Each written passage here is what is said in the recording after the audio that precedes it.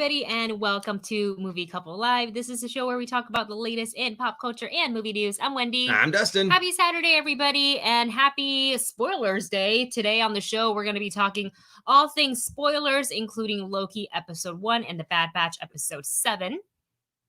And we're also going to be talking about Kevin Bacon, who is joining the cast of Toxic Avengers. We're also going to be talking about how the Mandalorian Season 3 has been delayed. Could be delayed, we think. And so much more coming up on today's show. Thank you guys all for taking the time out of your busy Saturday to hang out with us for the next hour or so as we talk all the geeky things. Hope you guys are well. Checking into our chat, checking in on the movie bunch. Hello to Vanja and Bleeding Green. Hi, and everybody. Sheriff the Hufflepuff, I haven't seen you in a long time. Hey. Star Drew, of course, and Jaden.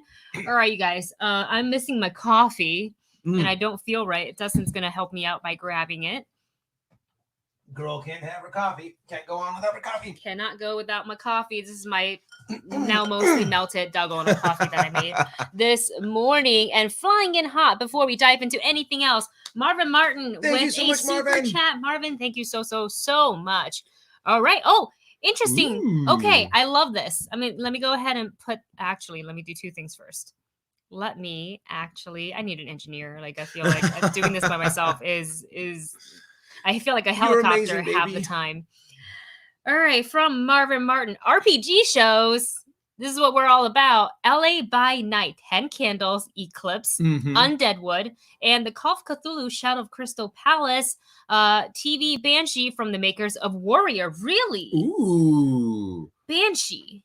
That sounds awesome. Wait, I feel like I knew about Banshee, but Marvin, I think this is some of my favorite recommendations that you have given to us throughout our live streams so far. We've heard of LA by Night. I think that is actually run, or maybe what's her name? So it's actually a part of our topics today. We're talking a little bit about Critical Role's new show, not to be confused with Campaign 3, but their GM for this specific limited series show. I think it's like, how do you pronounce her name? Abria. I think she either is a player in LA by Night or she is the GM for it. I can't remember. 10 Candles. I'm excited to kind of like check out and see how other people play 10 Candles. It is an RPG game. It's a little bit more RP than it is like, Dice Roll to Combat, but it can be like really creepy and really, really dark. Our friend James runs us through a few 10 of Candles them. can be so creepy, and it just gives you the kind of like that tense anxiety kind of game feeling in your chest. Like anytime that you play like Resident Evil, or if you play what's that other game? Any that space game that you couldn't get through. Oh gosh, I can't remember the name right now. All I can think of is Event Horizon, which is not it. Yeah, Deep Space. I think maybe is what it's called. And it's just the fact that kind of throughout the game you just get that eerie kind of feeling throughout the entire game. Yeah, but also I'm excited about Undead Wood. Yeah, with the Critical Role bunch. I think they put on a great show. And the Call of Cthulhu Shadow of Crystal Palace, we actually haven't heard. I mean, we know of Call of Cthulhu, but we haven't heard of Shadow of Crystal Palace. So there's something definitely want to check out. And then Banshee, since it's from the makers of Warrior, obviously worth checking out. So thank you so much to Marvin for all of your recommendations. Let's see. Oh, and it's Anne Rice meets Game of Thrones. Ooh. One of them is. That sounds exciting. That's probably the Cthulhu. Oh, Banshee probably is. Oh, okay. Sold. Oh, Dead Space, not Deep Space. Oh, that's what. That's right. Dead Space. That's yeah, right. That game freaked me out so much. When I talk about the Resident Evil games being like giving you that feeling, it's pretty much all of them. All of the Resident Evil games do a really good job on just constantly going, do I want to go here? What am I doing? Okay, I think I'm I think I'm doing the right thing, and then and then you just like. And then you like huddle in a corner and like rock yourself. Yeah, it's like, I don't want to play. But then if the completionist in you also wants to finish playing and get 100% on everything, you know what I mean? Hey guys, I know today on the stream, we are dedicating our Saturday streams to talk all spoilers for Loki and basically latest episode and first episode of Loki and The Bad Batch respectively. But we're going to do that on the second part of our show, which means for everybody who has not had the opportunity to watch Loki or the latest episode of The Bad Batch, you can kind of hang out with us for the first half hour before we dive into spoilers. So I'd like to ask all the movie bunch and the viewers to refrain from posting spoilers for those shows until we get to those topics. And with that said, we're going to go ahead and dive in to our new Flash segment. And we have Kevin Bacon is joining the cast of Toxic Avengers.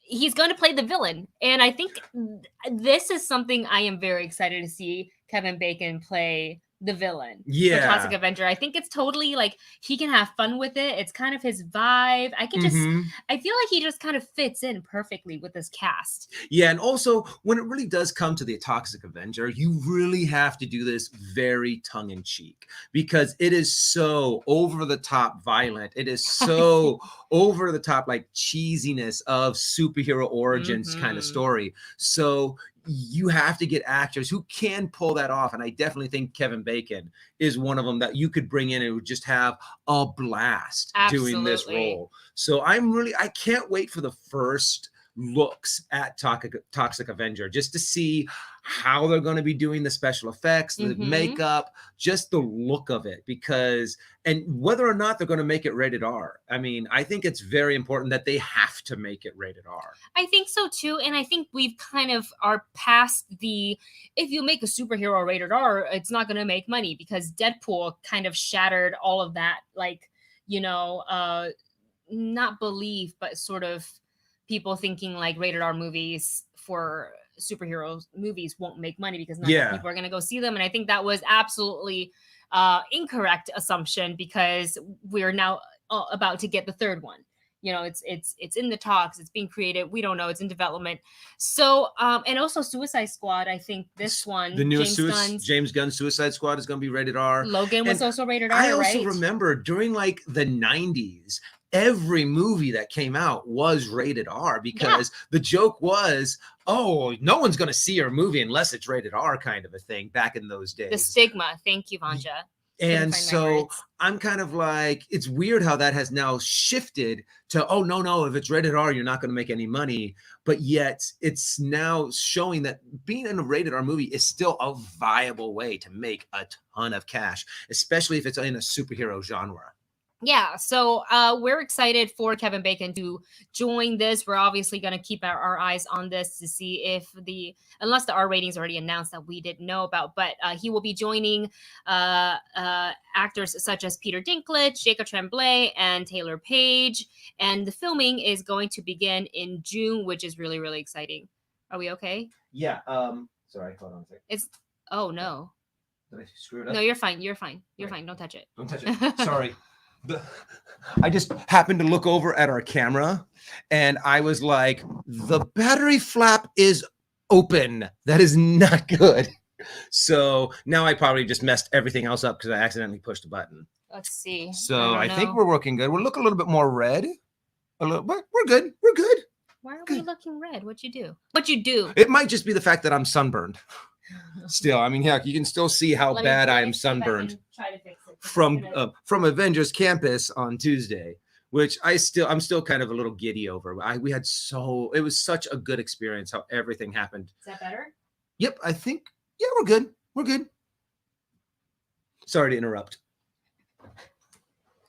Starcher says, Dustin, you're fine. Thank you. You're fine. But yeah, it's better to make sure the battery doesn't fall out. Oh, I just happened to notice that when I was looking at the camera and I was like, that needs to be taken care of. Yeah, but look, if it's not the Wi-Fi, then it's the camera. There's always something. Now you do your job. We had a guy come out and check everything after Wednesday.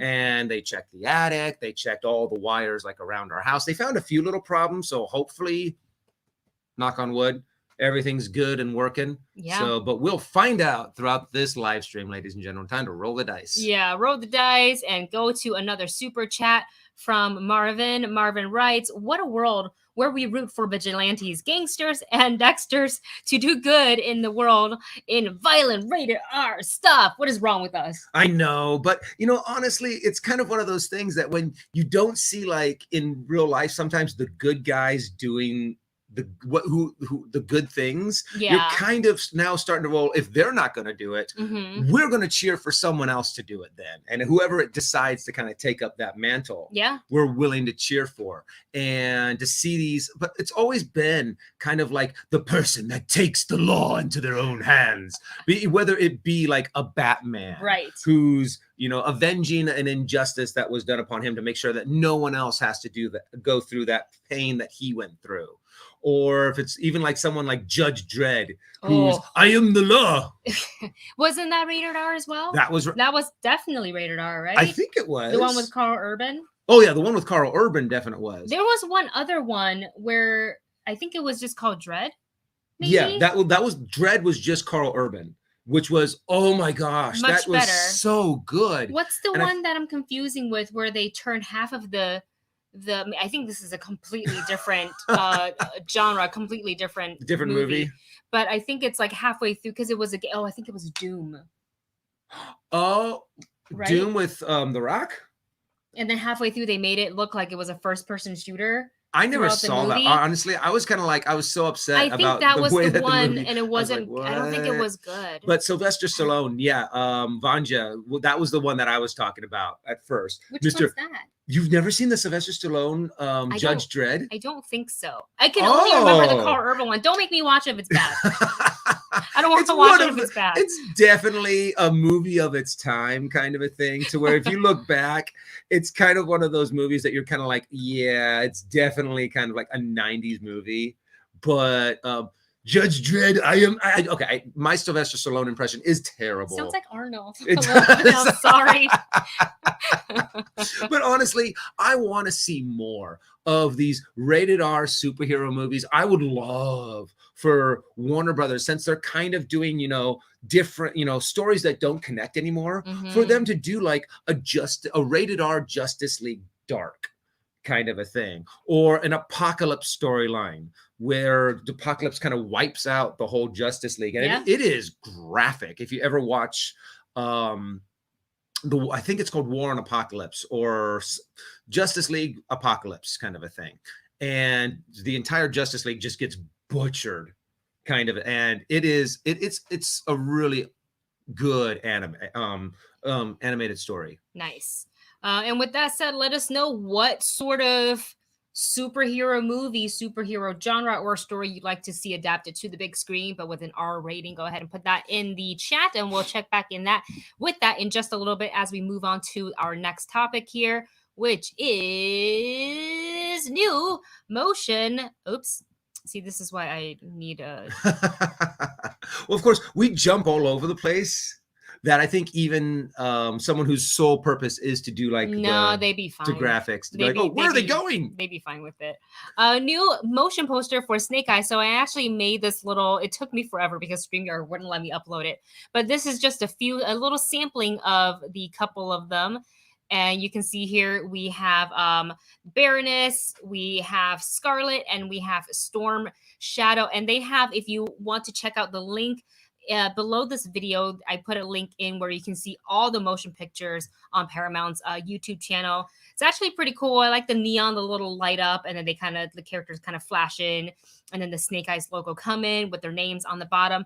I'm a little sad that we're not getting it's just like the back for Storm Shadow. That's all we get. But I guess it's kind of similar to also Snake Eyes' poster as well. I think they're in a similar post, which kind of makes sense if they're supposed to be, you know, arch nemesis eventually by the end of the movie. So I think that the motion posters look cool. I like that they're giving, you know, each individual character their own little spotlight to shine. And you guys know we're excited to see how they're going to handle the origin of Snake Eyes and kind of how this kickstarts, I guess, the next iteration of the G.I. Joe movies. And I think what they're doing is smart. They're planning, they're like, okay, we are going to completely reboot G.I. Joe. And it's like, okay, so that means we really have to start at the beginning, the origins of some of the more popular characters, to be able to build up, if we want to have a long franchise, which is what it seems like their plan is going to be, to build up to it and not just be like, all right, new G.I. Joe movie, here we go. Yeah. Kind of a thing. So I like the direction that they're taking. I like how they are, it's seeming like they're taking their time to build up to find, it's going to be like a few individual origin movies, and then we'll get G.I. Joe, kind of like what they did for Avengers. Yeah, they need to. I think, you know, you gotta, you can't. I think sometimes it's not easy to just jump in and be like ensemble movie, even if the IP has been around for a long time. There's cartoons and there's source materials. I think also if you're trying to loop in, like, bring a new audience. Maybe general audience doesn't know everything there is to know about G.I. Joe. I certainly don't. I know enough, but I don't know everything there is to know about G.I. Joe. So yeah, it's going to be interesting to see, you know, this take on it. And, you know, you guys can check out our interview with Henry Golding, who was playing Snake Eyes, on the channel to kind of see what he says about diving into this character and some of the choices they're making with the story. And also, I really love when just recently I kind of went back and re-looked at some of the G.I. Joe stuff, just how culturally sensitive they really are. I mean, G.I. this one? No, in the past. G.I. Joe was one of the first comic books, cartoons to have like a character for every single kind. They had a Native American character. They've had Black characters. They've had gay characters. They've had, I mean, it is literally, they are, G.I. Joe years ago was already sensitive and on kind of that note. Yeah. And to see them kind of moving forward with that style, to have all of these different cultural influences, I think is really fun and really cool to see a franchise moving in that direction, or always have been in that direction. Right. And so they're kind of staying true to all of that. Yeah. And we also have another new poster, as what's like posters galore here. We have a new one for Jurassic World Dominion. And I also have the photo here. Go ahead and put that up. And I love this because the tagline says right here, as you guys can see, it all started here. And we've got the mosquito, we've got the amber, which is all we remember in his, I almost called it his wizard staff. It kind of looks like a wizard staff. But it's his walking cane, walking stick. But with the amber and everything, it does look like a, you shall not pass. All the dinosaurs, and all the dinosaurs get brought back to life, and you're like, no, Dr. Hammond, why did you condemn us to this fate? No, but look, we're excited. We love the whole Jurassic Park thing. And say what you will about Jurassic World. Is that the one before? Jurassic World, yeah. There was Jurassic World, that's with and Chris then there Pratt was Jurassic World. What was the second one called? Jurassic World 2, which is Jurassic World call 2. that for the purpose of the live stream. But for this one coming up, I like that for Dominion, they are kind of teasing it like it all starts here.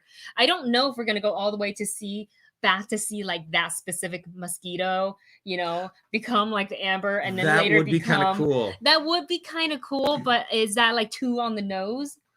Maybe, but I think you could do that whole clip in probably like 2 to 3 minutes. Yeah. To just do it like you show the world of dinosaurs beforehand. You see maybe like the mosquito land on a dinosaur, suck out the blood, land on a tree, get covered in sap, and then you just do like a time lapse thing of millions of years later. Like it sinks later into the ground, and then somebody finds it. Yeah. Someone chisels it out and pulls it out, and then gets the blood out. Yeah. I mean, I wouldn't mind. Oh, hi, Navi. Fallen Kingdom. Oh, thank you. Who said that? Thank you very GFan86. Thank you so much for the for the tip, because we couldn't remember it in our old brain. But anyways, the plot for this movie has been very much under wraps. But we know we'll see the return of Chris Pratt and Bryce Dallas Howard and B.D. Wong.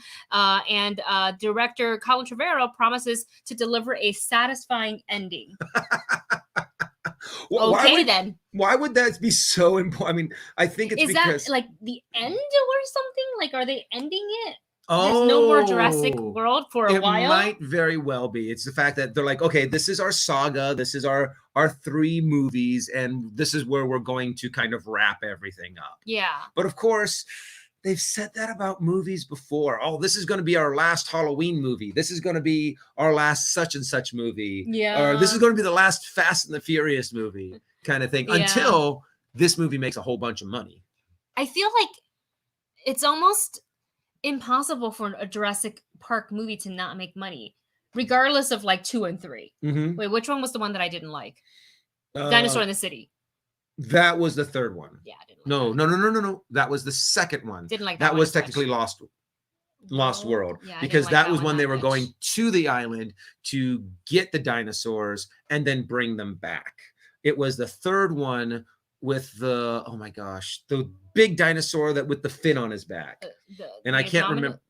No, and that was the third one with it's been so Dr. long. Grant. I feel like it's been so long, but that was the one that I liked better than the second one if I were to compare the two. Anyways, you know, we're definitely going to be in the theaters for Jurassic World Dominion, so we can't wait. I'm really happy with the poster. I like it when certain things call back, and maybe that's me, you know, they're using my nostalgia against me, sort of a thing, but I really don't mind it, honestly. Let us know what you guys thought of the poster.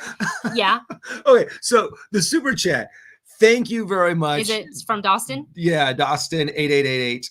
Yeah, the Spinosaurus. But so underneath that, then yeah, Vanja said Spinosaurus, and then someone said that's Godzilla. You're talking Godzilla. I'm like, technically, the way I described it, yes, the big one with the fin on his back. Yeah, I just described Godzilla. But yes, Spinosaurus was the dinosaur that I was talking about in the third movie. You think they'll show the Spinosaurus? I don't know. I mean, honestly, they have so many dinosaurs now. They have the Indominus Rex. They have the variations of the Velociraptors now. Yeah. They have, I think, I don't know if they're going to continue with the theme of DNA splicing kind of thing, of constantly making our own dinosaurs. Yeah. To kind of mix in with with the real dinosaurs. So it all depends on what the third one wants to give us. But also, what is it called? Someone else in the chat had mentioned which one was our Joseph. Joseph had asked us, what's your favorite Jurassic Park movie?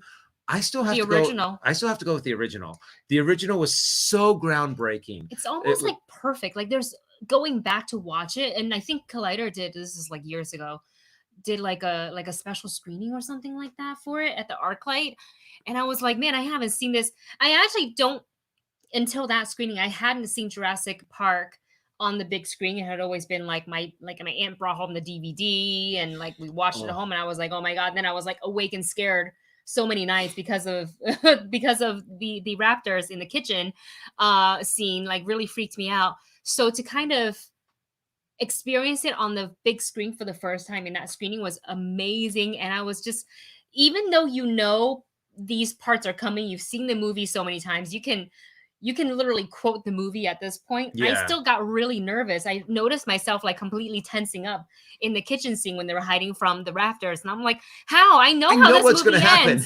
I know who survives and I know who doesn't. Mm-hmm. Why am I nervous? You know, when Laura, Laura Stern. Mm-hmm. When she was like, run, and then she runs, I'm like, oh god, is she gonna make it? It's like, I know she makes it. I know she makes it. I know exactly what happens. Mm-hmm. So, and the first Jurassic Park was one of those movies that I actually went multiple times to the theater. When they brought it back to the theater, I wanted to see it in the theater again, because back then, you know, we did not have the home entertainment systems that we have now.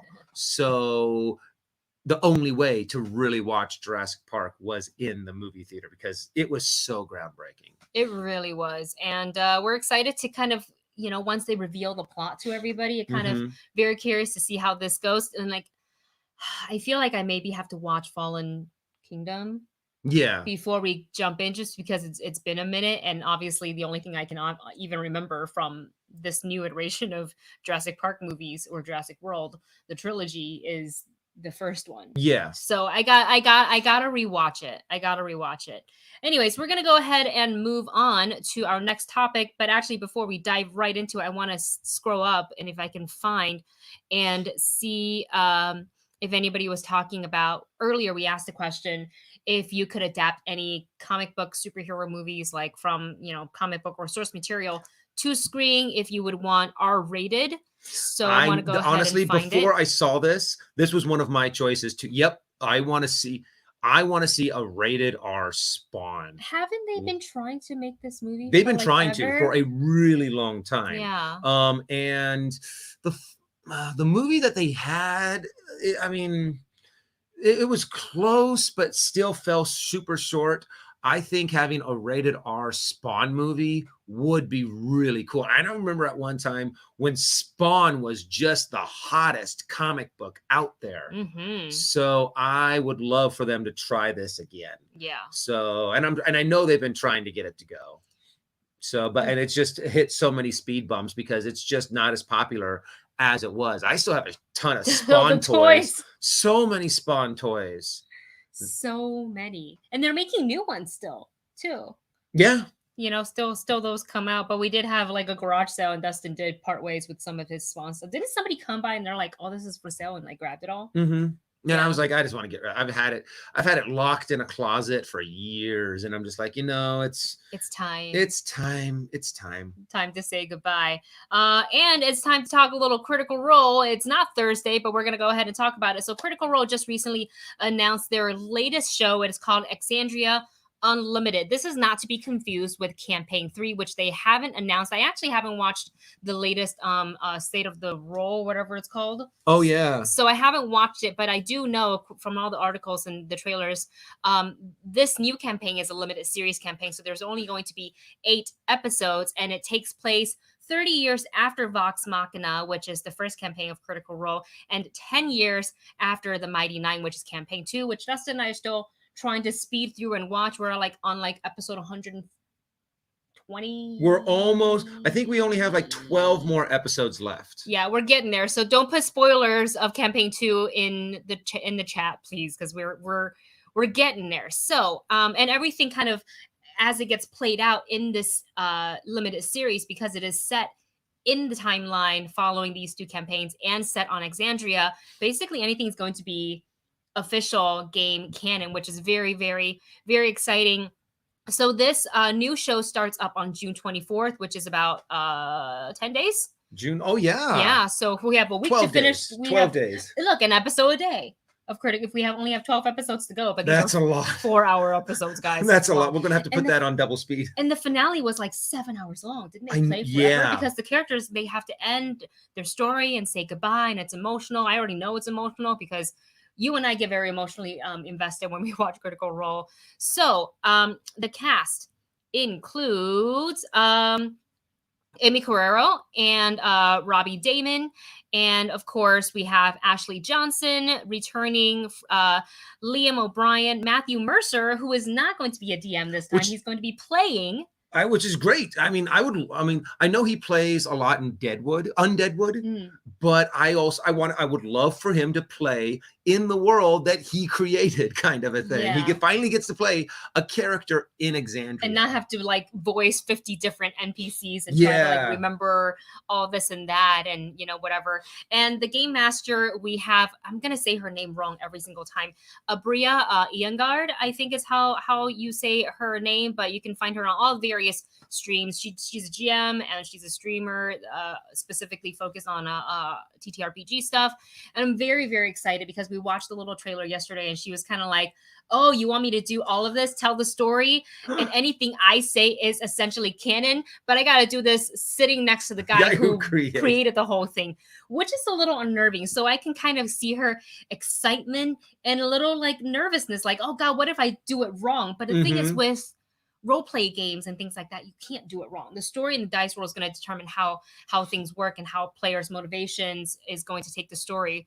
So that's why we like it so much. We can't wait to see this and to see also the start of Campaign 3. So whenever that starts, you bet we're going to be talking about it on this show because we can't wait to see how many years then after, the Mighty Nine Campaign 3 will take place, or if it's going to be a completely different part of this world that they've built, or what if Exandria Unlimited alters what these characters do and where they're from. Like there's a lot up in the air. So I'm very excited for this and something a little different. Switch it up for the crew and switch it up for, the cast, because they've been playing this game for over 2 years. Yeah. And honestly, I would love for them to bump into some characters that we know, for them to meet characters from the first campaign who are still alive, kind of a thing. So I'm excited to see this. I'm excited to see them play. And also it's such a short campaign. Yeah, we can actually stay up to date with it. Yeah, exactly.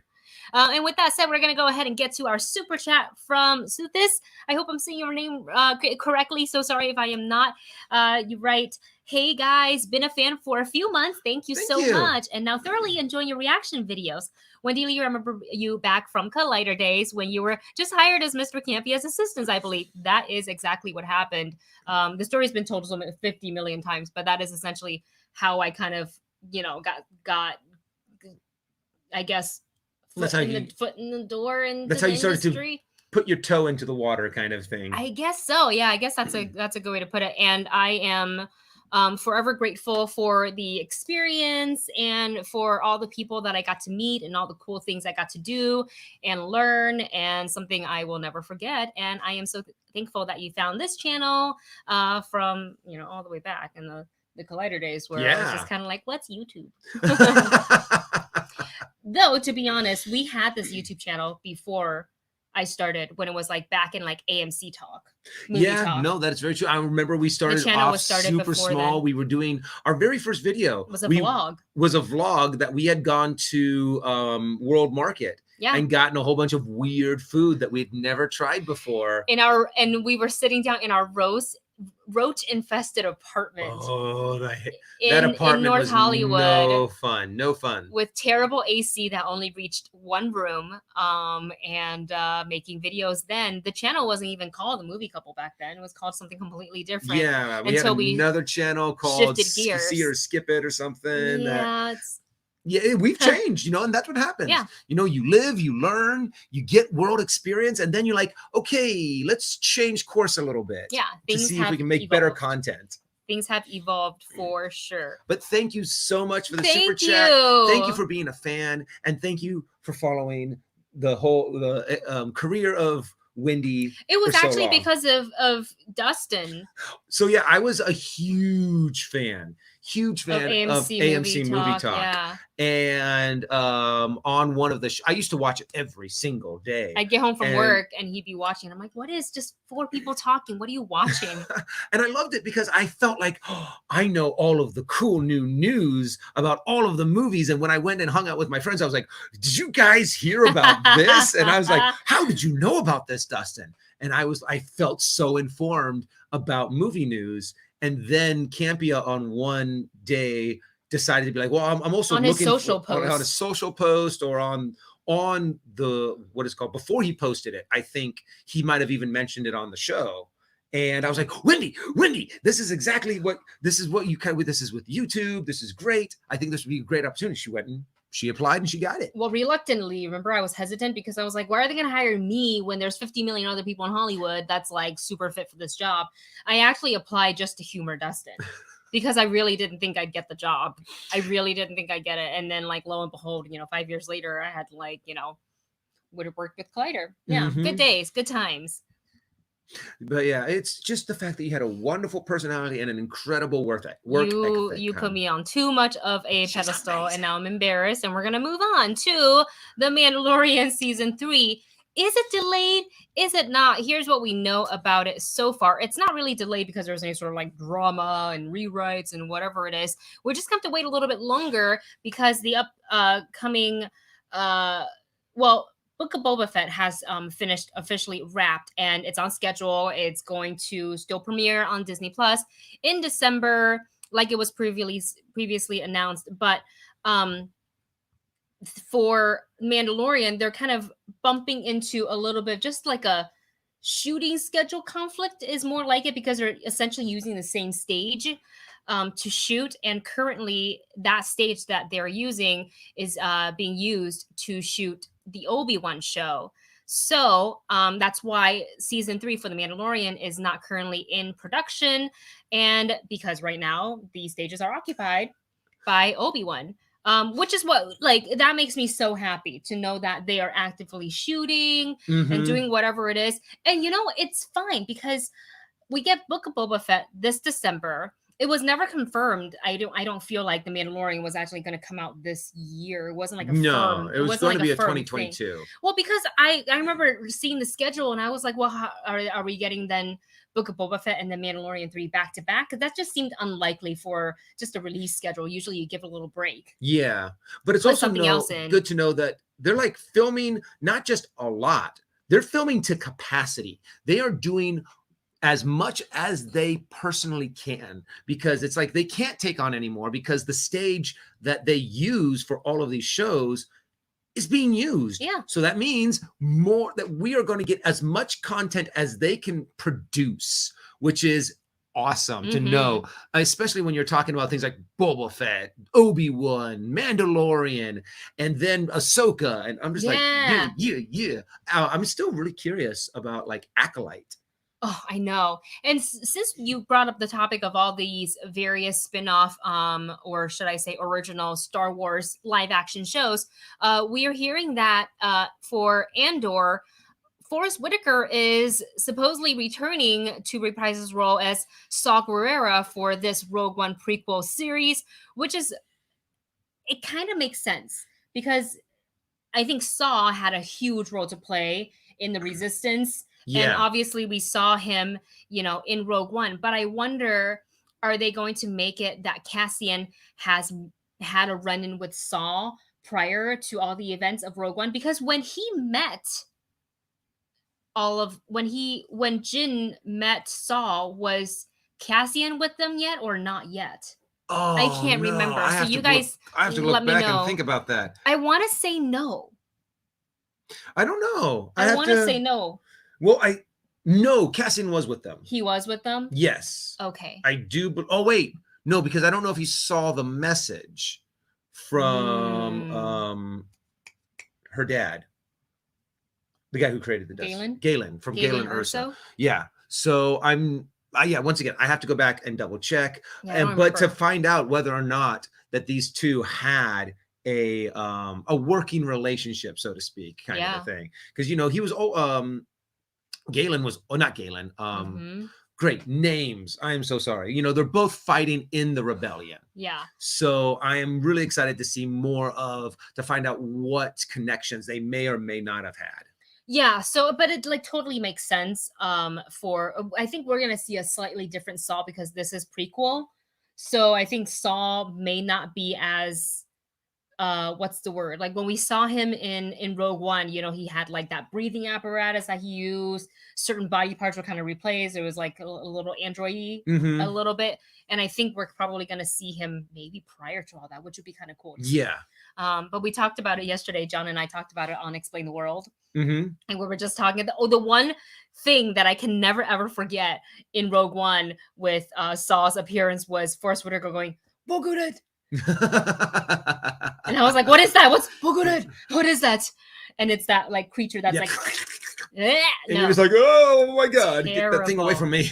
And there's also like a rumor, I don't know if any of this is confirmed, but I like to talk about it, that Ben Mendelsohn may be also reprising his role as Krennic for Andor, which again makes sense. And I would love if he does return, because I love watching him act.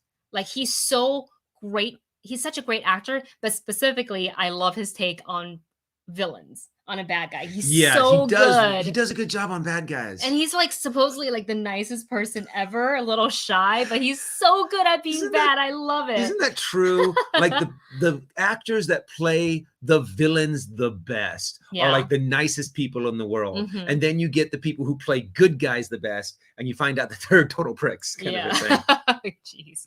But we'll see what happens. I would love to see if Krennic does show up. I kind of want to see him rise up on the ranks and like how he got to what he do to get up to where he is in Rogue One. That would also be interesting to see if they pull anything from the book that takes place right before Rogue One. Collision or not Collision. The one about the Kyber crystals, that book. What was that one called? I don't remember. But it would be interesting because that probably has a lot of information about it that they are going to use in this story. So we will probably see little bits and pieces of that book appear in this prequel series. That'd be cool. I love it when they kind of rope the book canon in together, because it just makes the universe feels more whole and more well-rounded. So I would love to see that. And then one more thing before we get to more super chats is I'm reading here on a new article, the Book of Boba Fett. This is a Collider article. The Book of Boba Fett will reveal where Boba Fett has been since the original trilogy. And my God, that makes me so excited because, but okay, I want to see part of me is that I kind of want to see him, like, how did he survive? How did he get out of that? And then the part of me, and I said this about Solo, the film too, is like, but maybe I don't need to see that. Exactly. But I'm so curious. I'm really curious to see how he got out of there. But then again, I'm like, do I really want to know? I think it would be cool to where, like, maybe you see like a couple days pass and you just see the Sarlacc pit, and then all of a sudden, and then you kind of see him go, because he's like not in full control of the jetpack, and then he kind of like falls out, and that's all you see is just him. You don't know what happened inside the belly. You don't know exactly what happened for those few days that he was fighting to get out. It was just him. All you see is his successfully getting out, and that's all you see. That's all you know. And every time he kind of tells the story, oh, I thought you were dead, he kind of tells it a little bit differently. Or he just doesn't say anything. He's just that's more intimidating. Just he doesn't say anything. And like, what happened to you when you were inside the Sarlacc? I saw you get eaten by the Sarlacc, and all he does is shoot the guy. That's Boba Fett. Now no one saw me go in. Because he's I mean, it would make sense that he would be a little embarrassed that a blind Han Solo happened to hit him with a stick and he got knocked into the Sarlacc pit. The redemption we needed for Boba Fett. Yeah. And it's one of those things that he's just like, I don't care if you were my friend, if you were my ally, if you happen to be on Jabba's ship, or if you saw me get eaten by the Sarlacc, I'm going to kill you. Because I don't want anyone to know that is not getting out. He's got a reputation to uphold. Come on now. You know, when you were saying that he, like, I wonder what happened when he was inside the Sarlacc pit. All I could think was Drax going. But that's so not Boba Fett like. Yeah, that's the whole thing. It's like he's just like cool dude. It's like a lot of swagger. He's a he's got his like Mandalorian armor and stuff on. I just can't imagine him being like. But then the image did come into my mind for like a hot second. Yeah, I can see the setup, or to where all you see is like you do like a pan over the Tatooine desert, and you see the Sarlacc pit, and you kind of pull back a little bit away from it, but then you hear boom.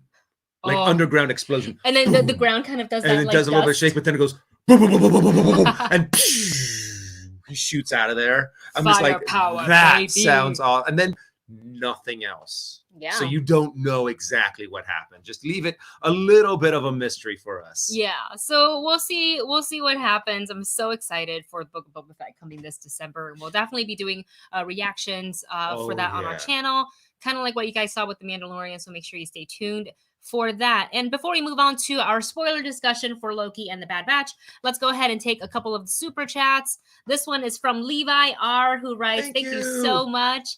I know I'm late, but if I could make one movie R-rated, it would be a Star Wars movie. Ooh, right on topic too. Ooh, preferably with Sith. The material is so dark. Same with the games. Yeah. Yes. Honestly, yeah, yes. Right there with you. That sounds amazing to have. Heck, to tell like a Plagueis story to where he's doing like just some grotesque stuff. Ooh, yeah. And it's just to see, to see the Sith in their element, you kind of need it to be rated R. Mm-hmm. And that would actually be a really interesting story. Yeah. Or to kind of even go a little bit further on the opposite end of Rise of Skywalker, that some new, not Sith, but dark side users are like, well, it's because we now have to go darker than what the Sith were doing in order to be victorious. And they go, just a couple steps further into the dark side to make it that just horrible kind of. I would love to see also like a Star Wars horror movie. Ooh. Like, what is it? They have Troopers. There is a zombie version to where like a zombie breakout happens on one of the ships. And it's all of the stormtroopers. Train to Busan, but in space. Yeah, exactly. Oh my God. To kind of see like a Train of Busan, but in Star Wars. Ooh. And it's like the last survivor. I don't know what happens in the book, but like the last survivor ends up blowing up the ship, and one zombie survives floating away. Oh, What they can make it happens? super creepy, like Event Horizon. Yeah. The movie that scared me so much, and I know it's an older movie. Even when I watched it back in high school days, like it scarred me so much that I can't rewatch it. I can't rewatch it. It freaks me out. I also want to kind of add on to what Levi is saying here, that since we're like kind of toying with, you know, different various fandoms, making a couple of their movies R-rated for Star Wars, wouldn't it be cool to see a bounty hunter movie Yes. like Cad Bane? Oh, a Give me rated that R Cad Cad Bane. Bane. Yeah. That would be not really enough, fun. yeah, not enough love for that guy. Cad Bane deserves some more screen time. He was an awesome bounty hunter. I would just wonder if in live action how they can do his. He's got a very specific, It would have particular to be silhouette. a lot of CG, a lot of Yeah, a lot practical of mocap. practical effect makeup, Mhm. and then also a lot of CGI makeup, especially with those eyes. Yeah. So, but yeah, that's Levi right there with you, man. Yeah, great suggestion. And then we have another from Suthius. Suthius writes, "Thank you so much for your donation.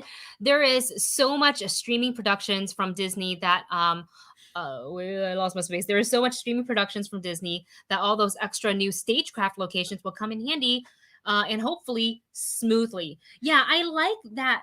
You know, we kind of saw, what is the thing called? The dome? No. It's I know what you're talking about. Where they actually filmed The Void. Was it The Void? Where they actually filmed The Mandalorian and they had the full screen. Right. And I think that's to what Suthius is saying here, so smart, because you don't have to really worry about the volume. The volume. Thank you. We knew it was excellent. It was a V. It was a V. The volume. Thank you, MK. You know, that you don't have to really worry about weather too much on this location. You don't have to worry about set dressing and like worry about like the sun specifically and how to make that shot continuous. If you lose the sun, then you have to flip the entire camera setup, which could take a long time, and then you're racing against time to be like, okay, well, sunset is in 13 minutes, we got to get this out, and this is when the lighting looks perfect, and you can't wait on like actors to like get set, and what if they need to take like a moment, because that's important, because you want, you know, their emotions build to really more come volumes through. Yeah, so this is actually perfect. And I think I would also love to see more productions kind of, you know, start using similar technology to film, because every single time we've watched The Mandalorian, especially after seeing like the behind the scenes stuff, we're just like, how is this just the screen? I know their backdrop is just the screen, looks so real. And I know that they dress the set with, you know, actual practical like crates and sand and dirt or whatever there may need to be, but still it looks incredibly real, and it's crazy to kind of look at it and go, what? And when they did the behind the scenes and they have the camera and then the screen on the back adjusts so it fits the frame perfectly of the camera, I'm like, this is amazing. This is like the best place to shoot anything. So good. Build more of them so we can just be like, go, go, go, go, go. Yeah. And I think, I mean, once they're probably built, will. Yeah, they can stay up, and they can also rent them out when they're not using them for production, which I don't know when that would be, because Disney has so many shows in production and in development that I can't imagine, you know, shows like Andor, Ahsoka, Acolyte, you know, not using the volume to shoot. Yeah. And the pictures look really, really good. Like for a TV show, I was blown away by the production value. So I love that. Another super chat from Marvin. Marvin, thank you so much. Marvin writes, if you could make your own RPG universe. Ooh, honestly, I would love to take something similar to Avatar: The Last Airbender. Oh, I love that. To where instead of like, say, like if you took a little bit of D&D, instead of having the classes, you would have Earth, Fire, Wind, Water. And each one has different abilities. Just like in the cartoon, to where healers would be all your water people. So they're kind of like your clerics. They could be the clerics in the group, or maybe even a little bit of the air. And then you have fire and you have earth, and each one of them have different abilities and different attacks, and make it so, because in Avatar: The Last Airbender, the whole world revolved around bending. These huge cities used benders in order to run the cities. Yeah. So being able to create a world similar to that, I think would be really, really fun. On a similar note, I would love to create an RPG like game based in Shadow and Bone. Oh, you can choose to be a Grisha or not, but also like why wouldn't you? But then I think the story kind of evolves around the Darkling and the Lightbringer or the Summoner, the Sun Summoner. So perhaps you can't be those two classes, but you can be like a Squaller or Tidemaker. yeah. You can be a Heartrender. You can be whatever other ones there are. You can be a fabricator. You can be a gunslinger. Yeah. You can be Jester if you want to. So I think that would be a really fun, super immersive game. And I might want to kind of look into Cortex by Fandom Tabletop. Oh, because they let you create kind of, the various systems you can borrow from their system and kind of use that to create your own world, which is what that's all about. So I might look into that and maybe try my hand at the ads that Sam Riegel did for Cortex. And he was Which one? He did two of them, and one of them was all about tax evasion. Oh my god! Remember that? You all had to do all the math. Sam's ads. If you're a critter and you watch Critical Role, we usually, because we watch the VOD on it, but we never ever skip over Sam's ads. We always watch every single one of them, and we're always just like, sometimes you watch in horror, we're like, oh god, what's happening? Like when he put whipped cream in the wine. No, that was gross. Another one that I would love to kind of put together is something that's focused on a world where magic and technology are definitely combined. Kind of create this steampunk magical kind of a world to where instead of using like fossil fuels to do all of our technology kind of a thing, the power source is magical, but we're still able to have like computers and we're still able to have cell phones, but yet the main driving force behind it is magic. And for those who are non-magical, they're almost just as strong as magical people because there's technology to balance it out. But magical people can use their own power source, so to speak. So I would love to also create an RPG world that's very much like that. Yeah, that'd be fun. Great question, you guys. I love that one. Yeah, that's a lot of fun to just sit down and start creating and be just kind of spitball ideas. Yeah, that's the best. And we have a super chat from Bleeding Green, my awesome mod for my Twitch channel. Thank you so much to Bleeding Green. Thank you so much, Bleeding Green. And he writes, thoughts on Rob Zombie directing The Munsters? Personally, I think he's a good fit, but can he direct a PG-13 movie? I'm not sure how many people want to see an R Munsters movie. That's honestly what I was thinking too. When I heard about this, I was kind of like, Rob Zombie, I mean, I could see this being a passion project for Rob Zombie. I can see when he was a kid, he loved the Munsters kind of a thing. And the cult, what is that? The cult theming that really does go with the Munsters. Yeah. But I don't know if he can pull off I've never seen him do a PG-13 movie. Right. When you think Rob Zombie, you think like the R-rated horror movies, and you're like, oh my God.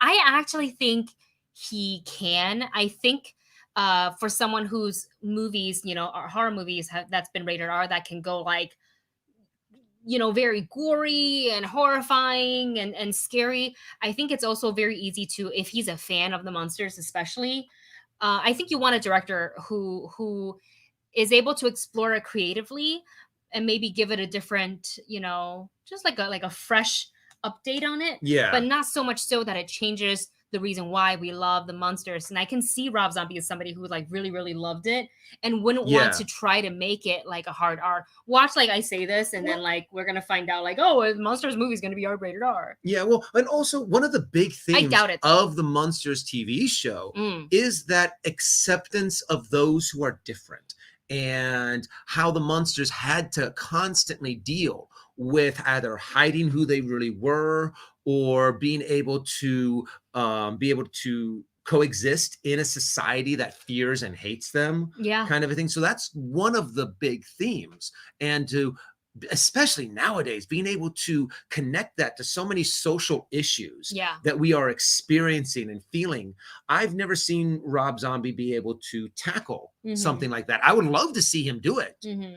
So I'm really curious to see what is his take on it. Where is he really wanting to go with it? I would love to see just some of his spitball ideas. Kind of like, okay, Rob, give me the elevator pitch of what makes a rated R Monsters or a modern day Monsters movie something that you are passionate about? I just don't think it's necessary for, and I understand all of his past movies have been pretty much all R rated, but I don't think Monsters needs that R rating.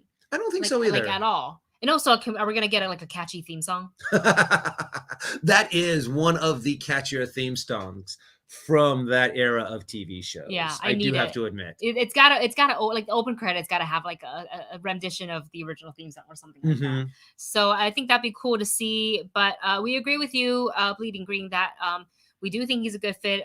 Just hopefully he'll keep it PG-13 and not R. But I think he understands the if he can enough. I mean, if I think there's a way to do it if it is R, and he could kind of tell the social issue. But I like what Ruru put in the comments, saying that we live in a society of monsters in a sense. That's what we live in right now. So there's so many parallels that you can connect to this movie that he decides to do. Yeah. So we're excited to find out a little bit more as that as the project gets into more development and things like that. And with that said, we're going to move on to our second part of the show where we talk all things spoilers. We're going to go ahead and start with the Bad Batch episode. So spoilers. 7. You have been warned. We are going to start talking about complete spoilers. So if you haven't seen the episodes yet, this is your own fault. Yeah. You're welcome to stay, but just know that we're going to be talking some major plot points from the latest episode of The Bad Batch. So, which is why we left it to the bottom of the show. So anybody who hadn't watched can go ahead and part their ways, but still participate in our chat for the first hour. But let's go ahead and dive in. This may be my favorite episode yet. It's battling it out between this one and the first one with Krennic. Yeah. But I really liked it, and I'm pretty sure you guys know why, because we have Captain Rex back making his cameo in episode 7. I'm so happy to see that. In the previous episode, when we saw the return or the cameo of the Martez sisters, they were talking to someone via Holo, and talking about, we found a band of clones who operate very differently. And who was it that she was talking to? Because they were covered in a cloak. Dustin initially thought that it was Bail Organa, which is actually pretty in line because I agreed with that. But as we find out in this episode, it's Captain Rex. So they had a little nice catch-up session. But then as soon as he learned that, kind of seeing Wrecker having a headache right in front of him, immediately was alerted and was like, are you kidding me? You still have all of your inhibitor chips in?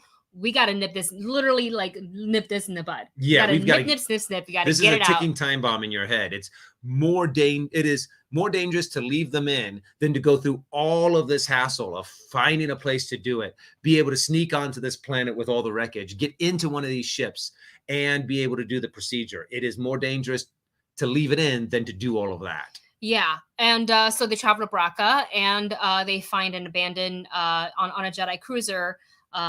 A med bay, and luckily they have Echo with them, who can literally kind of be a droid and hack into everything. So cool. He has that little pointy thing. It's amazing. I honestly, if I were to take one Bad Batch member with me on a mission, it probably would be Echo, because I feel like I really need it. Because you don't really need the brute if you can just kind of sneak. Yeah. Especially with Echo's help. So seeing how Echo's kind of been operating, within the team, I'm kind of maybe I wouldn't take Wrecker, because he would make so much noise. They are very much a D&D group when you think about it. You have your barbarian, you kind of have your smart fighter in almost, he's kind of like a fighter druid. Who? In a sense. Hunter? Yeah, a little bit. Hunter. Fighter druid because he kind of can sense because he's a tracker, I guess ranger. I guess more of a fighter ranger kind of a thing. You can have your wizard in tech because that's all of his magical stuff kind of thing. And then you have kind of like the rogue for Cross-Eye. Yeah, you have Crosshairs. Kind of sneak. I'm dying to see Crosshairs back. I can't believe that we just have left him in a sense. Yeah, but this is a 16 episode show, so I think it's coming. Yeah. I think they needed to establish the Bad Batch getting their inhibitor chips out, which takes us to them being in the med bay and well, first of all, they came into contact as they're crossing the water with that giant like tentacle creature. I think it's called like a diagon something other, or sorry, I can't remember the name. But that was really interesting. And obviously Wrecker doesn't just hit his head, he like hits his whole body against the side of the wall, which kind of has been activating, causing the chip to go a little haywire. Yeah. So before they were able to take it out, I feel like this episode took a really dark turn Oh, when that happened. yeah. And it went like straight up horror movie, like Friday the 13th, where he was like, you know, I'll kill anybody who stands in my way. Good soldiers follow orders, and trying to capture Omega. That was like the really scary part where I was like, oh my gosh, especially seeing the two of them have bonded over the popcorn, the Galaxy's Edge popcorn. And her being so scared, like scared of what he will do to her because of the inhibitor chip, not of his nature. And to kind of find out once the surgery was successful and he woke up, he apologized to her because he felt so terrible. He's like, I really try to control it. And I liked seeing that sort of the Bad Batch experiencing it firsthand, because Rex was telling them like, I try to control it. Oh, how did you get it out? Oh, I had some help. And I'm like, yeah, it's Ahsoka. Just say her name. They've But got he to can't have because her. he wants to. I think he's trying to keep her safe by not letting anyone else know like this Jedi survived. Yeah, and I that's think true. that's what In the what it book is. too, Rex and in the Ahsoka book, Rex and Ahsoka really do part ways after what happened after Order 66. Yeah. For the longest time until they meet back up in Rebels, I think. Mhm. Because even then, Rex is like, oh, it's been a long time. Yeah.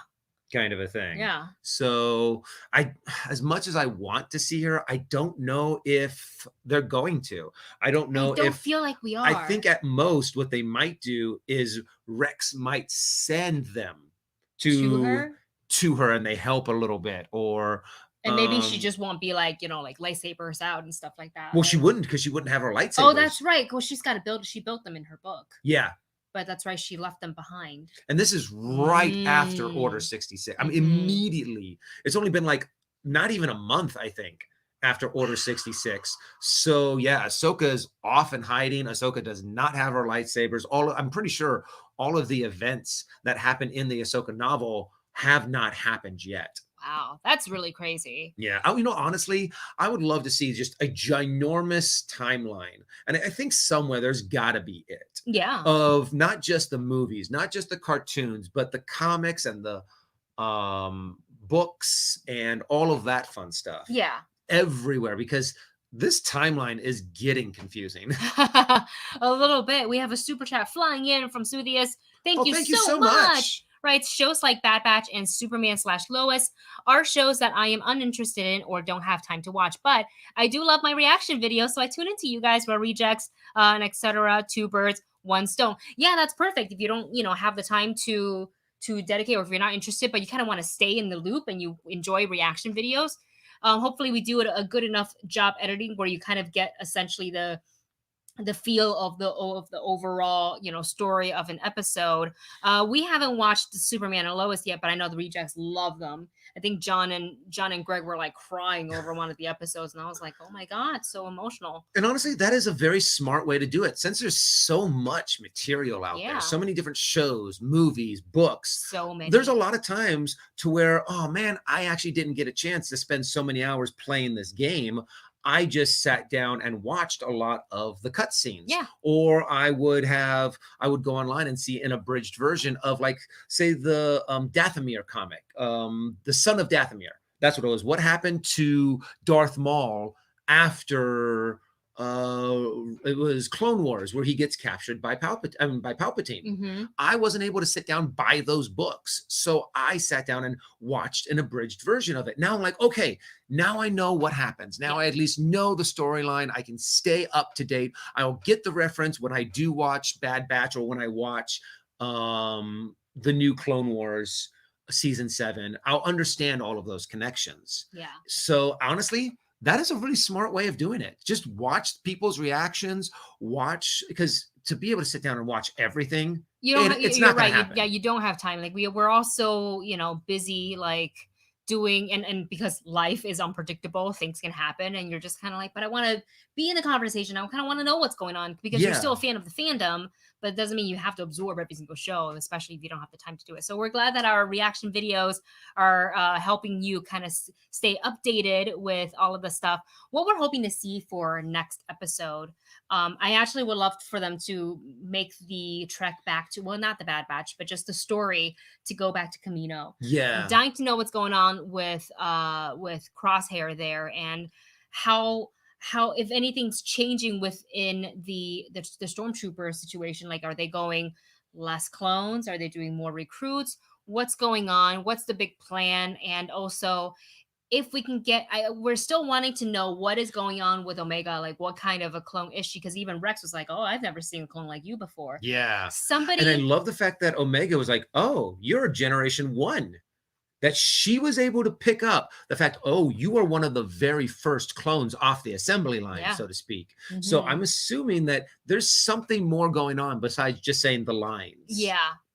She knows, like, she has a lot of knowledge in the clones for some reason. And just like, can you guys maybe ask her about it one day, you know, so she can kind of, because she'll just talk. Yeah. She'll just talk. She's a kid. She doesn't know if it's secrets or not. No filter. But also I read a very interesting comment on our reaction video. And again, that's linked below this video if you guys want to go ahead and check out the reaction to both Loki and to the Bad Batch.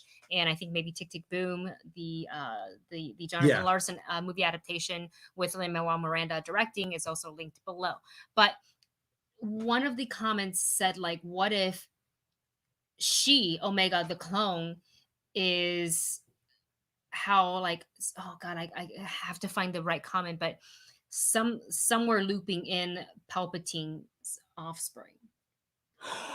Oh no, that's right, because I don't remember the exact wording. If Palpatine had a son, I don't know if we had a son or a daughter. I thought it was the son from the last movie. I'm trying really hard to remember. That is very true. Yeah, because I thought it was a son that he had, but the son wasn't Force sensitive, so he kind of discarded him. How terrible! And it could very much be that it was the daughter that had it, and like he cloned himself, but not in the way that would be rejected by the midichlorians. So, what is it called? So Omega is technically not Force sensitive, but when when she does grow up and have Ray, that's when you get this massively powerful Force sensitive, because that creation of that being is more natural. So this is what they wrote. I finally found the comment on the video, and it says Omega ... Palpatine's clone, Rey's mom. That is actually a really good theory. I like that theory. Because then that loops in together of the Palpatine bloodline, like how she is connected to that. Because we don't know anything about her yet. I mean, Omega. We really could, or this is because if you're thinking about years and you're thinking, because Omega would have to grow General up Grievous to says maturity. Palpatine had a clone son. Oh, sorry, continue. That's very true too. Because timeline, because what's Rey's parents have to be born soon in order to make it fit within that timeline, because she's got to be by this age. Yeah, it has to be at least 40 years, you know, to where maybe Rey's parents is born to a certain age, they have a child, then Rey has to grow up. So that's 2 generations that you have to fit in from Order 66 to Rise of Skywalker. Interesting. That's so interesting. So that's a lot of time, and a lot of things that you have to get done in a certain amount of time that take, what is it? You can't take 9 women and make a baby in a month kind of thing. I just hope they don't Snoke us with the whole Omega thing. You know, I just really hope they don't do that, because I'm so interested in her storyline and her origin. I just don't want to be let down. I'm going to put my trust in Filoni that he's going to give us a great satisfactory ending or in story. And, you know, I'm not really necessarily looking for answers, but I want I want a decent origin for Omega, because I'm so interested in it. So we will see what happens. And with that, we're going to go ahead and get to this next super chat from Nash. Thank you so much. Nash writes, do you think Omega might have a control chip that Rex used to have? So a first generation. Honestly, You think? I'm not sure. I don't think she has a control chip. Or if she does have a control chip, it's something completely different because Omega is very much under the radar, so to speak. So they would not put any chip in her that the Jedi or Palpatine would know of, kind of a thing. I think it would be very, if she does have a chip, it's something that the Kaminoans designed for themselves. Yeah. Because if I'm not mistaken, the original inhibitor chip, the Jedi did know about, and so did the Chancellor at the time. It was just the fact that they were able to sneak in certain verbiage to make it so they were more loyal to the Republic and Palpatine than they were to the Jedi. So when Palpatine gave them the order to kill all of the Jedi, it would still work. The Jedi approved that verbiage, but they did not know that that's what that verbiage could be used for. That's very interesting. So I think if Omega does have a chip, it would be something that either just Palpatine knows about and the Caminos. It would Probably be a different the Kaminoans. It would be a different chip. Yeah, but it wouldn't be the one that he used to have. But I mean, we never know. Watch, they reveal this in like 2 episodes, and we're like, oh my gosh. So we will see. And also, yes. Jaden did mention that, and I was pretty sure that this was mentioned also in the episode, that Omega mentioned that she did not need to remove her chip because she didn't have one. So either she doesn't have one or she doesn't know that she has one. So it's one of those two. And here's a little bit more explanation on how if Omega or not could be like the link to from Palpatine to Rey. General Grievous, right? Palpatine's son was artificial strand cast in the new canon, and Force sensitivity skipped over him but showed up in Rey. Okay, so there's our son. answer. It is his son. Thank you so much, General Grievous, for letting us know. But yeah, we will see what happens, because we know that the Scrappers saw Rex and Hunter at the end and called it into the Empire. So now we know, again, they've been found, and they're gonna probably have some Imperial people looking for them yet again. And we want to avoid any Imperial entanglement. Yes. Well, that's the real trick now, isn't it? And with that said, you guys, we're going to go ahead and move on to our final topic for today. And that is the glorious, glorious episode 1 of Loki, entitled Glorious Purpose. We're talking all spoilers here. And let's just jump right into it. I love how it started. Oh my god. It essentially starts with, we saw this in, was it Endgame? Right?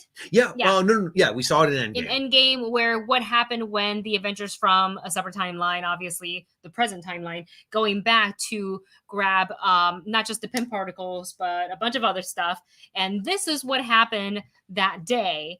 Loki picks up the Tesseract that literally landed at his feet, and he was like, "Bam, I'm out of here." And where does he go? He goes to the desert of Mongolia, which is kind of random. I was like, wait, what?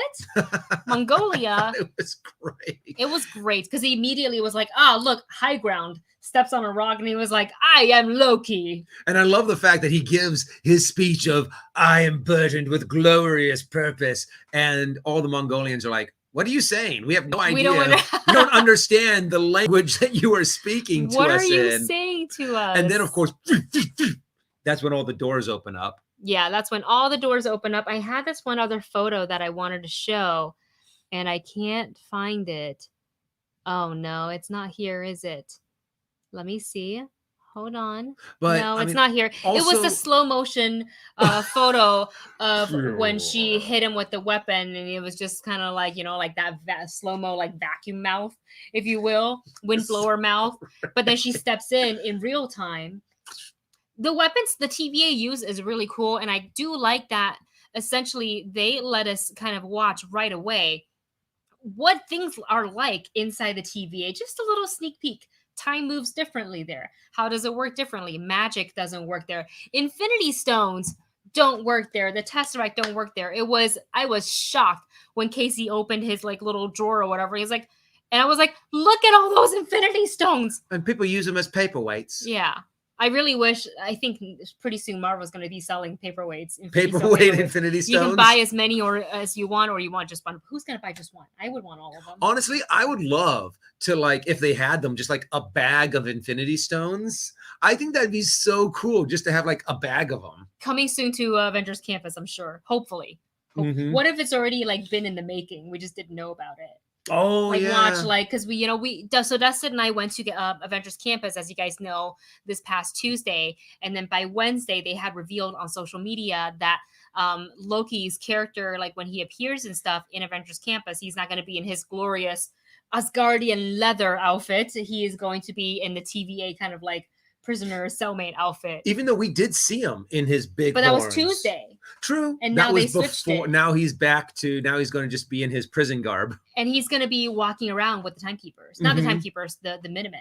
Yeah. Which is like really cool. Kind of like how Kylo walks around in Galaxy's Edge with the troopers. I think that's a really cool addition to the park. And it's very also current time, because you don't want people to kind of ask, and I'm sure people ask all the time, like to Black Widow, but what happened? And they ask Gamora, but what happened? And they ask, who else is in there anymore? Iron Man. What happened? Yeah. Black Panther. What happened? Don't question Black Panther. He can stick around for as long as he wants. Yeah. Anyways, back to Loki. I love that we also got a little bit of a explanation via Miss Minutes on what the TVA is all about, why they reset or prune certain timelines, and the timekeepers are basically working. Their main task purpose is to keep this one sole main timeline in check, and they're gonna snip any other variants that could happen. I just enjoy the first episode so much, but I think the one thing to watch for, really, aside from, a lot happened in this episode, but the dynamic between Mobius and Loki. Yes. It really sets a tone for how the rest of the episodes are going to go. They're obviously going to be working hand in hand in trying to figure out this other variant that they're trying to catch, but to no avail, which is why they need the help of Loki to figure it all out. This episode was so great, but I think my personal favorite, aside from all the cool stuff that happened, I gotta find this photo here to put up, and I hope this person returns in all the other episodes. Casey, let's give it up for Casey. He was hilarious. He's gonna be that kind of like cute, bumbling, kind of awkward comic relief. Yeah. And yeah, I think he's great. I think he's really fun to just kind of give this almost like an automaton opinion on the world of, oh yeah, those are Infinity Stones, and people are around here, use them as paperweights. I don't know. Use them as paperweights, kind of a thing. Tell me where it is, or I'll gut you like a fish. What's a fish? How do you not want to know what a fish is? That was great. That was such a conversation and like a response that I was not expecting. That it just shows that this show is absolutely bananas. One of my favorite things, aside from Casey, is having Loki watch the rest of his file. Yeah. And seeing that in this main storyline, what happens in, like, who knew Dark World was going to play such a major part in this? What happens with Loki's mom, and then him seeing, in Thor Ragnarok, fighting side by side with Thor and Valkyrie, and inevitably his end in Endgame, watching yourself die. And I think that's when Loki kind of sat down and is basically having like an existential crisis, like, oh my God, this is what actually happens. And then kind of that realization of like, glorious purpose. Yeah, that's the thing that me. Hit me too, when he said glorious purpose. And he's just like, who was I kidding? Kind of a thing. And this, the fact that they always said, was it in this one or the second? Okay, I'm not. We saw the second episode already. Thank you to the team at Disney for sending over the advanced screeners, but we don't want to. We're trying not to confuse. No. Yeah, so we'll definitely talk about that next week, though. What were we talking about before? Oh, just basically, yeah, having Loki seeing that timeline, kind of coming to realization of a lot of what Mobius was saying to him makes sense. Like, you always lose. so other people can become like The the best version of themselves. And it's like I never really saw that, and that kind of reminded me of Maul. Yeah, A little bit. Maul's purpose was also not to elevate others to be so they can ascend to their best, but Maul also was kind always of lost. It's I can't remember the name of that Greek mythology character, but the whole point of it was to constantly fail. I think it's the one that's pushing the rock up as a punishment, and the fact that that character is supposed to push it up to a certain point and it always falls back down. Oh. So Loki is kind of always destined to fail. So I'm wondering that's what a lot of this story is going to be about, is kind of like his redemption, and this is actually his glorious purpose. Yeah. This show, like the first episode, I was expecting it. We were hyped for this. Expectations, I would say, was high, and I had a feeling the show was going to be good, but like how good was it going to be? This has got to be, I think, our favorite Marvel Disney Plus show today. We loved WandaVision because that was also bonkers, but we also had low moments in watching that show where everybody, well, not everybody, but we were like, that fly on the curtain, is that Mephisto? What about Senor Scratches? Who is that? All these speculations flying left and right, and none of it was true. But it was a lot of fun to sit there and speculate and kind of look back and laugh at yourself. But with Loki, I think it's going to be a little bit different. Like, I don't think there's going to be like fan theories like this and that. I think this is going to be with the time where it's set and essentially playing with time in the multiverse. We're going to see how this can introduce and loop us into the Doctor Strange 2 movie and the multiverse, perhaps the Eternals, who knows? And little Easter eggs that are dropped here and there. When Loki first bamped himself, when he got a hold of the Tesseract? Not the Tesseract, but the ability to kind of like open up that orange door to kind of bamf himself somewhere else within the TVA, where he bamfed first out, and there was another door that bamfed open behind him, and you see a Minuteman walking in with a lady figure. And if you look on the internet, a lot of people are saying, the way she's dressed and hair and everything resembles Peggy Carter. So is that a Peggy Carter variant because Steve had gone back to that timeline and like spent time with her? Ooh. So could that be? I don't know, but that was really interesting observation by some of our movie bunch and by, of course, the internet sleuths out there. So really exciting. I love the setup. I think the first episode, there was a lot to set up to see where does Loki go once he's, picks up the Tesseract. Now he's in the TVA. What is the TVA? A little explanation. So it is a little bit of an exposition episode, but they didn't do it where you're kind of like, well, here's the exposition. Like, it was fun with the use of, Miss Minute and kind of setting examples of even Mobius traveling back to that time in France, and figuring out why all his men are getting killed. Like, who is this variant?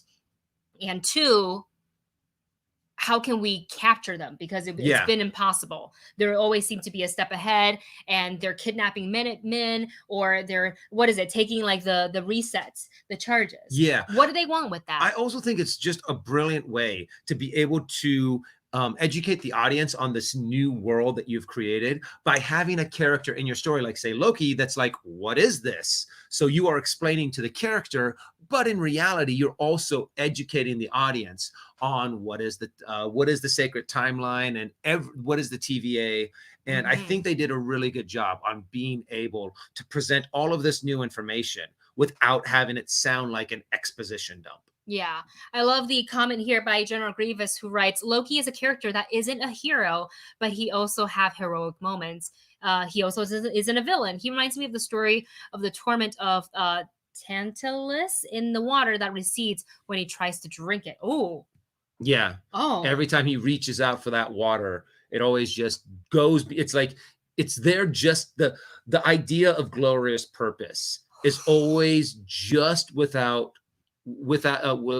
of reach. Yeah. And anytime he reaches for it, it just goes away. How awful is that? It's being it's eternal thirst. Yeah. Oh, pretty much.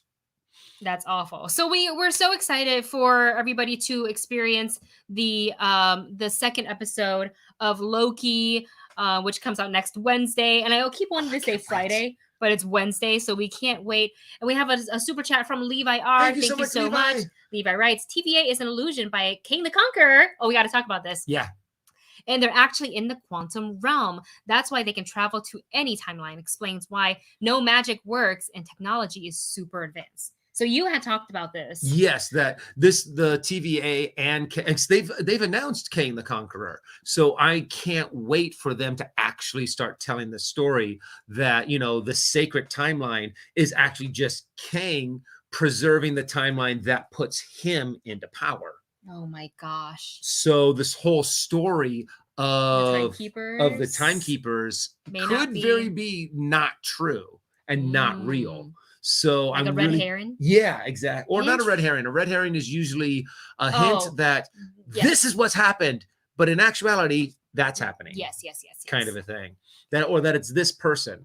But yeah, a false leading you in a false direction. I think I also read somewhere that the character that Gugu Mbatha plays, Ravonna or something like that, the judge person, supposedly is like in a relationship with King the Conqueror. Oh, it obviously wasn't touched on in this episode. I just read that in one of the comments of our Loki reaction video. So you guys in the comments, our movie bunch, let us know if that is there's any truth to that or not, because if that's the case, would she kind of be double agent and like putting up this whole front of like, we got to keep the storyline, when in actuality she's kind of working with Kang to that would make sense. You would need one of your higher up people pushing the narrative that you want. That, oh yeah, I talk to the timekeepers all the time and they tell me this. I mean, Mobius is sitting there not promising Loki, but kind of luring him in, like, if you're cooperative, if you help us out, I may be able to get you some FaceTime with the timekeepers. So what if he does meet the timekeepers and he realizes that it's not, that it's Kang? And even though we know the prime timeline, I guess we can call it that Loki has died, how long is this Loki variant going to stay around, and what role does he have to play with the remaining like phase 4 or future phases of the MCU? And it would make sense that because one thing is that we love this version of Loki.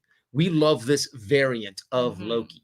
So it would make sense that they're going to be able to make it to where he does turn a little bit good, kind of like how he did in Thor Ragnarok and in Endgame. Yeah. Or was that no, that was in Infinity War. Oh, okay. The two movies kind of blend together. He was because I watched them as one. Yeah, so it would make sense that they can do something with the timeline and be able to preserve this version of Loki, so that we can still have him interact with Thor. He can now come back and be like, hey, guy, Avengers, I know you beat the last time you saw me, you beat me because I was trying to threaten the planet, but I'm a good guy now. And they just don't trust him because of how many times Loki had. Literally, you stabbed people in the back like 50 times. Well, I won't. I'll never do it again. So great. The level of like an emotional roller coaster that Tom Hiddleston took us on in just one episode is really, really great to watch. Like the suffering, the realization, the still wanting to keep his true nature of, like, you know, that the god of mischief sort of a thing is so interesting. And I can't wait for the next episode to be able to talk about the next episode. We have another super chat here from Cameron Andrews, who writes, I will say I am already mad with Loki because I wanted one an episode from Owen Wilson, and they haven't done that. Loki, so I can't we better get one next episode. I am surprised that he haven't. There were opportunities there.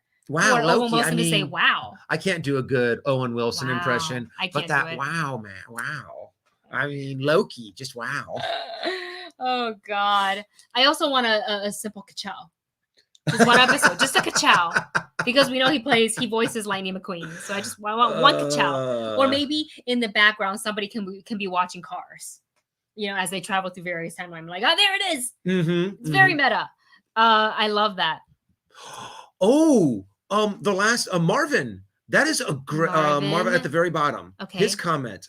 Kang sort of created Apocalypse. You could have this be the beginning of mutants in a sense, to where because of what happens with Loki messing up the whole facade that Kang has put up. He goes back and something he does creates Apocalypse, who is the first mutant. And because of that, there is that chain reaction that now creates mutants in the timeline.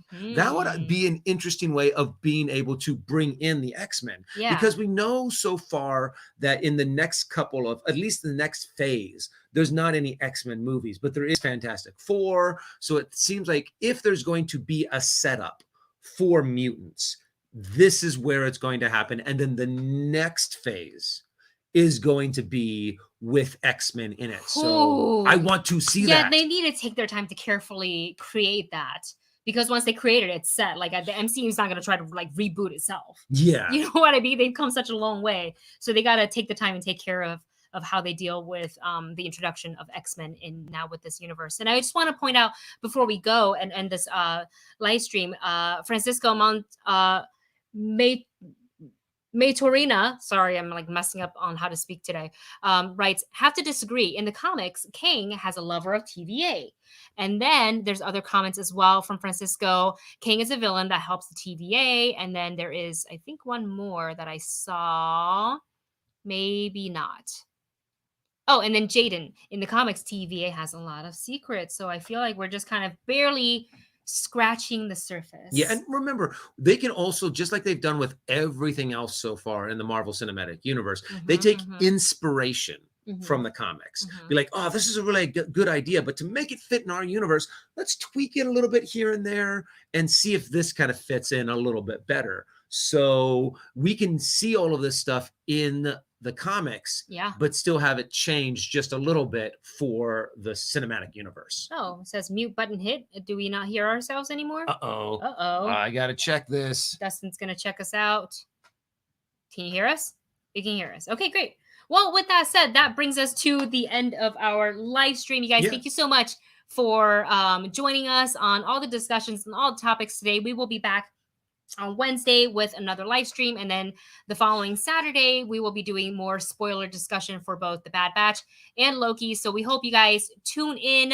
If you're here watching this video, if you enjoyed all of the conversation and discussions today, please go ahead and hit that thumbs up button on this video. It really helps us out a lot here on YouTube. Algorithm, I still haven't figured it out. I don't think I'll ever figure out YouTube algorithm, but I do know that thumbs ups and stuff like that help. So if you enjoyed our videos, go ahead and hit that thumbs up. Share this video with anybody you know who also enjoy all the nerdy geeky stuff like we do.